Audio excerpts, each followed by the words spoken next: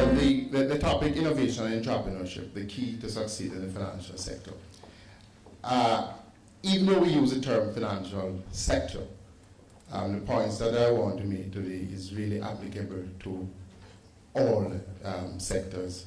And interestingly, the issue of Mr. Sinclair's previous presentation, I'm sure 20 years ago, Jamaica wouldn't have been so positive in terms of what can be achieved in that sector. And coincidentally, my first slide on this, and I'm not so sure if that fit into animation.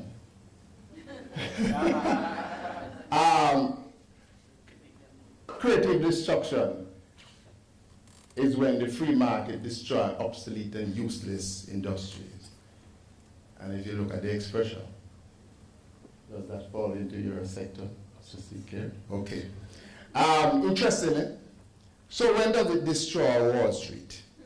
And while we are in the Caribbean, we have similar institutions as Wall Street.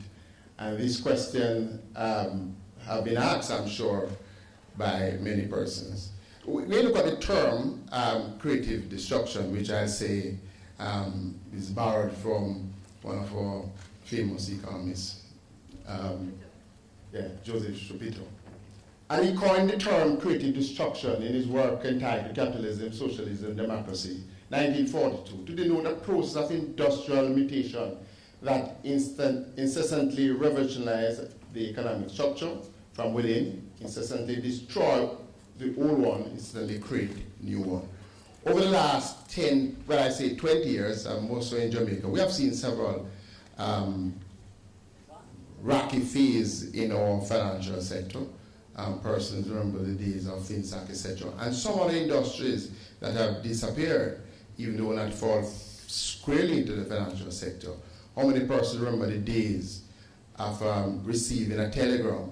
And what does a telegram mean? People send telegram again? No. How many persons remember the days of having the telephone call boxes on the roadside and lining up to make a few calls? If companies like Telecom did not, innovate and become to simple, phones. I remember the first time many years ago going on a bus. Actually, those days was called SR1, and there was a gentleman in it with a telephone, and he was.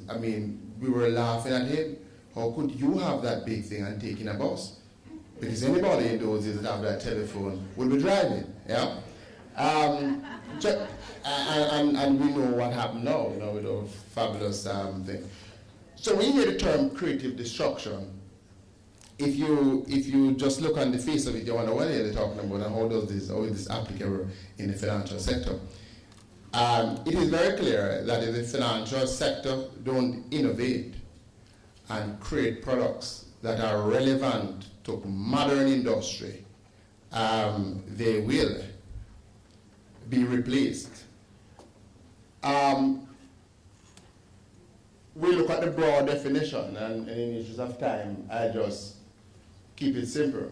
And to say that it is very clear that I could borrow that phrase, creative destruction, and say the financial institution have been going through that. What have we seen in recent years? Lost jobs, ruined companies, vanishing industry, aggressive takeover bids, and sometimes not aggressive, but actually takeover bid. We have a few in Jamaica. Fee resistant.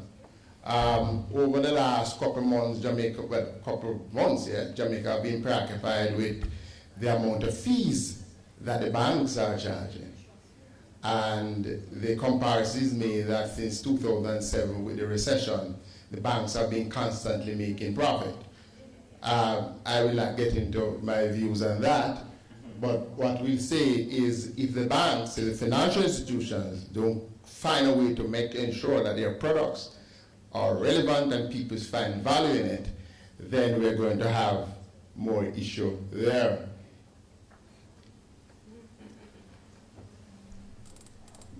Should we allow creative destruction in the financial sector? While this term was not used in the 1990s crisis, we have, and not only 1990s, but in recent time, we have in the Caribbean, we have CLICO, we have so many things. should we allow these in the industry to be replaced with more modern things? Over time, what we normally find is that nothing is wrong when you have creative disruption. Things have to be replaced. With that, then you have more modern stuff coming up. I mean, let's look at computers. The days of sitting in front of a desktop is long gone. With innovation in the IT sector, we now realize that things like cloud computing, things like access, real time. I mean, we mentioned about the logistics about what is happening. Training is now available anywhere at reasonable cost compared to what used to happen before. It's very interesting that now we find in ancient time when people never used to use exercise book in my days, they used to use slate where they erase, but now it's tablet in the school, and that is a good narrow. But as we use the term financial sector, who are the real players in the financial sector? It's very important that we understand who they are in order to really see what's happening. We're talking about banks, mutual funds, insurance companies, financial markets, securities, foreign exchange, money markets. Yeah? These also include the payment system. And I would say, again, on the topic of innovation, we saw where the credit unions, and we must give the credit unions credit for forcefully trying to commercialize mobile money, which, based on their community spirit, they'll understand that that is a good product. We all know that regulation has had some delay with the full rollout of that service, mobile money.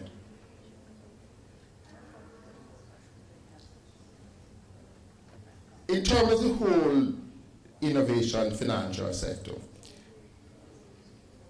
the only way they can innovate, create products that is going to be relevant, there has to be what we now call financial inclusion. And what is financial inclusion? And the Center for Financial Inclusion envisions financial inclusion as a state in which all people who can use them have access to a suite of quality financial service provided at affordable prices, in a convenient manner, and with dignity for all clients. It is not okay for customers to spend 5 hours in our bank line, and some persons are able to, within 30 seconds. You have to be relevant. And that's the first one. Financial services are delivered by a range of providers, most of them private, to financial capable clients. The vision encompasses aspiration in 5 dimensions needed for a truly financially inclusive world. And I'll go through them quickly. It recognizes that people need a range of products that are suited to their diverse needs. These services will only be worth using if they are delivered with sufficient quality, convenience, affordability, security, etc., with the consumer protection in place. The vision includes everyone who can safely use the service, including groups with special challenges, such as poor, rural, women, migrants, or disabled. It's very interesting that in part of Africa, mobile money has taken such a huge leap, and that is what we mean by financial inclusion. The farmer in the deep rural area must be able to have a mechanism and see himself as being a part of the financial sector. It's not only about banking for the unbanked. People need to be comfortable that they can regard the financial institution as there for them instead of trying to save in pans and tins at home. It requires a diverse, well-functioning marketplace with multiple competing providers operating in a framework set through effective regulation. We have heard the comment that there are too many banks in Jamaica. I don't share that view. An increasing central aspect of the financial inclusion vision involves financial capability of the customer, who must have knowledge, skill, and behavior that enable them to make sound financial decisions. How can the financial sector innovate? Innovation in the financial sector is achieved by introducing new or improved goods or services, implement new or improved operational processes, implement new or improved organizational and managerial processes in order to improve market share, competitiveness, quality, while reducing costs. All of these innovations take place when there is some need. The old saying that necessity is the mother of all invention is clearly true. Why do we need innovation? We have seen that financial sector, banks, etc., find it more encouraging to support incumbent companies instead of new, because then there is risk, and with that risk, everybody trying to mitigate.